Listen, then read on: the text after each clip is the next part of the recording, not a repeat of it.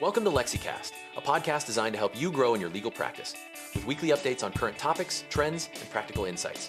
Perfect for listening on the go. Let's dive in. Welcome to the Deep Dive. Today we're taking a deep dive into a really practical topic, the roadmap for innovation in law firms. Lots of firms, maybe yours listening, are definitely interested in making changes, but, the actual how can feel a bit murky. Yeah, exactly. That's what our sources are saying, too. The desire is definitely there, high across the board, really, but the process often seems kind of scattered, maybe uncoordinated. But the good news is taking a methodical, disciplined approach, it really boosts the chances of success. And sustainability, too. Think of it like mapping out a clear journey, not just taking a random leap. Okay, right. Let's try and unpack that. First off, what is innovation in this legal context? Maybe more importantly, what isn't it? Because it's not just about inventing something brand new from scratch, is it? No, not at all. It's more about restructuring, reorganizing, or maybe transforming things that already exist, process services, to make them genuinely better for the end user. Okay, better for the user. And this is crucial. Innovation does not automatically equal technology. I mean, tech can be a part of it, sure. But sometimes innovation is, well, simpler. Just adjusting how people work or refining a process.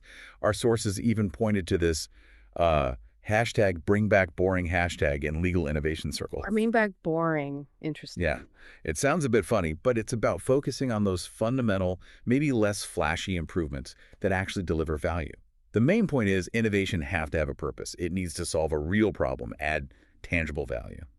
Innovation just for the sake of looking innovative, that's usually a waste of time and resources. Right, makes sense. So who are the people actually driving this, these innovation change agents? Well, they could be anyone, really, any level within the firm. But here's where it gets interesting, according to the research. Your success is one of these agents. It's affected by your power, your credibility within the firm, and also whether the innovation is reactive, like how firms had to scramble and adapt during COVID, or if it's more proactive. And is it seen as urgent or not so urgent? Ah, okay. So reactive and urgent stuff gets people moving more easily. That's what the sources suggest, yeah. It sort of galvanizes people, makes adoption less of a struggle. If your idea is proactive and maybe not seen as immediately urgent, well, you might need to work a bit harder. Find ways to create that sense of urgency, perhaps. Or maybe leverage some existing dissatisfaction people have with the current way of doing things. Gotcha. Okay, so the sources lay out a process, right? 7 phases. Let's maybe highlight some of the really critical steps.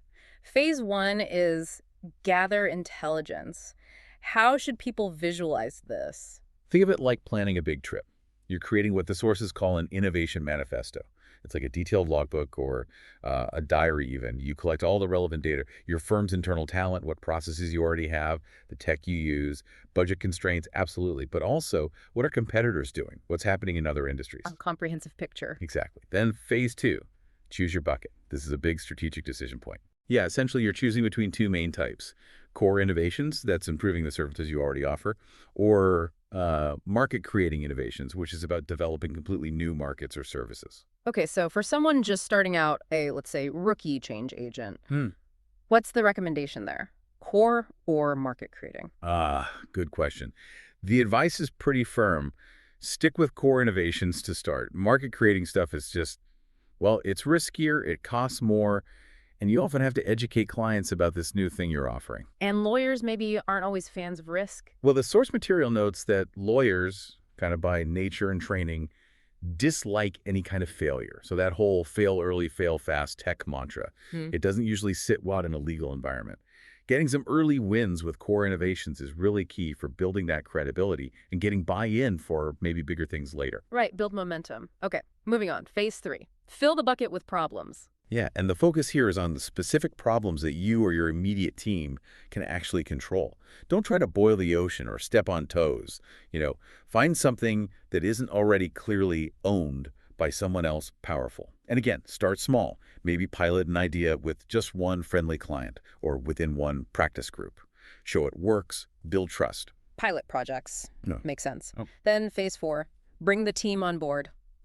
This sounds like a communication challenge. It is. It involves something like a town hall meeting, getting the relevant people together.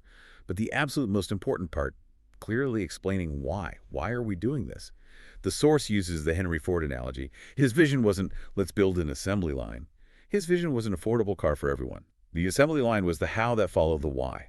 So the purpose drives the method. Precisely. Your why has to give people purpose. It needs to align with the firm's overall strategy. And then you need the right team for phase 5. Solve the problem. Yes, and critically, a diverse team. Don't just include lawyers. You need different perspectives. Non-lawyers often see things lawyers miss. And the process. Start by really verifying who the user is. Step into their shoes, properly understand their experience, then map out the current process step by step. Visualize where the pain points are. See the bottlenecks. Exactly. Then you build prototypes, test them, get feedback, iterate. You know the drill. But one crucial thing. Define success metrics before you roll anything out. They need to be objective, relevant, measurable. Know what success looks like before you start. Okay, metrics up front, and then the last 2 phases. Celebrate and sustain. Easy to forget, I imagine. Oh, absolutely. Okay. But really important, celebrating success publicly, especially the small wins early on, helps build a culture where innovation is appreciated, not feared. It combats that natural caution. And sustain. You need to designate someone, give them responsibility to manage and track the innovation long term. Otherwise, even good ideas can just fizzle out after the initial excitement.